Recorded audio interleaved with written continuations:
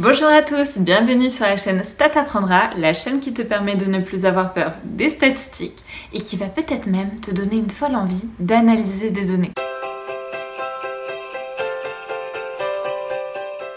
L'analyse de données, c'est parfois passer plus de 80% du temps à nettoyer tes données. Bon ok, c'est pas foufou, mais c'est une réalité. Aujourd'hui, je vais donc te parler de fonctions de base pour gérer tes tableurs sous R avec le package Tidyverse. Donc Tidyverse, c'est un package qui te permet une syntaxe de codage assez intuitive et qui te permet de gérer et de manipuler des bases de données. Et celui qui a bien besoin de gérer sa base de données en ce moment, c'est un vieux monsieur très connu, j'ai nommé le Père Noël. Bienvenue au pôle Nord. Père Noël! Le Père Noël possède un tableur qui s'appelle liste PN1 pour liste Père Noël. Chaque ligne correspond à un enfant et chaque colonne correspond à une information sur ses enfants. Donc on a par exemple l'âge, le genre, pour savoir s'ils ont été gentils cette année ou pas, leur note de gentillesse sur 20 de l'année 2020, ainsi que des informations géographiques. Dans cette base de données, on a aussi des informations sur le goût des enfants, à savoir leur sport favori, leur dessert favori ou encore leur couleur préférée. Mais avant de commencer, le Père Noël veut y voir plus clair dans son tableau. Par exemple, la couleur préférée ne l'intéresse plus. C'était intéressant pour choisir le cadeau, pas pour le distribuer. Il va donc garder la colonne, le nom de l'enfant, sa gentillesse et la ville où il habite. Pour cela, il va utiliser ce code sous Tidyverse que je vais détailler avec toi. Le terme de gauche, c'est le tableau sur lequel on applique le code. Donc ici, liste PN1. Juste derrière se trouve un signe un peu barbare. Ce signe un peu barbare, ça s'appelle un pipe. Mais attention, pas de panique, ça veut juste dire ensuite. Derrière ce pipe, tu as le nom de la fonction. Et ici, c'est la fonction select qui te permet de sélectionner les colonnes que tu souhaites. Il te suffit alors de préciser entre parenthèses le nom de tes variables en séparant par des virgules. Donc ici, tu précises nom, gentille 2020 et ville. Quand tu lances le code, tu te retrouves avec un tableau simplifié qu'on appelle ici liste PN2. Maintenant, ce qui intéresse le Père Noël, c'est de sélectionner les enfants sages. Il considère qu'un enfant est sage une année s'il a une moyenne supérieure à 10 sur cette année. Il va donc, sous Tidyverse, utiliser le code suivant. Encore une fois, le terme de gauche correspond au tableau sur lequel on travaille. On retrouve le pipe qui veut dire ensuite, et derrière la fonction filter. Cette fonction, elle te permet de sélectionner les lignes, donc ici les enfants, sous certaines conditions. Et les conditions, tu les spécifies entre parenthèses. Ici, entre parenthèses, la condition, c'est que la note de gentillesse en 2020 soit supérieure à 10. Nagini, avec une note de gentillesse de 5, se retrouve donc éjecté du tableau. Et on a alors le tableau liste PN3. Le Père Noël est plutôt vieux, il n'a pas forcément une très bonne vision. Et il ne se rend compte que maintenant qu'il y a 3 L sur le libellé ville dans le tableau. Encore un coup débutant. Il souhaite donc renommer la colonne et corriger la faute d'orthographe.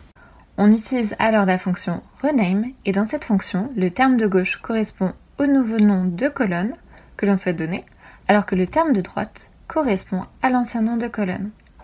En lançant ce code, la faute d'orthographe est donc corrigée. Maintenant qu'il a sélectionné les enfants sages et qu'il n'y a plus de faute d'orthographe dans son tableau, le Père Noël va pouvoir travailler sur la planification de son trajet. Et pour cela, il doit s'assurer qu'il a les adresses de tous les enfants. Pour créer une liste d'enfants pour laquelle il n'a pas d'informations sur la ville, il peut utiliser le code suivant. Il s'agit d'une sélection par rapport aux enfants, donc par rapport aux lignes. On réutilise donc la fonction filter. La condition, c'est l'absence de données par rapport à la ville. On utilise alors la fonction is.na. Is.na, c'est une fonction qui se pose la question pour chaque cellule de la colonne ville, si elle est vide ou pas.